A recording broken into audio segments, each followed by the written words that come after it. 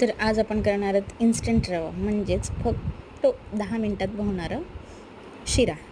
सगळ्यात आधी मी इलायची, काजू, बदाम, किशमिश हे सगळं मी कापून कट करून ठेवलेले आहे. त्यानंतर मी रवा काढून ठेवलेला आहे. जसं तुम्ही व्हिडिओ बघतात, मी आधी तूप घातलं, त्यामध्ये सगळे ड्रायफ्रूट आणि इलायची घातली. त्यानंतर रवा घातला, रवाला चांगलं भाजू दिला. रवा भाजल्यानंतर आपण त्यात 1 कप पाणी टाकायचं. चांगला रवा भाजून झाल्यावर 1 कप पाणी घालायचं. तो पाणी घातल्यानंतर आपण त्याला सारखं चाळत राहायचं.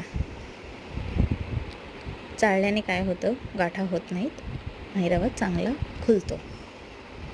तुम्ही बघताय मी अशा प्रकारे ते पूर्णपणे चाळून घेत आहे. तुम्ही तसंच करायचं आहे. याने काय होतं, आपला झटपट शिरा असा रेडी होतो.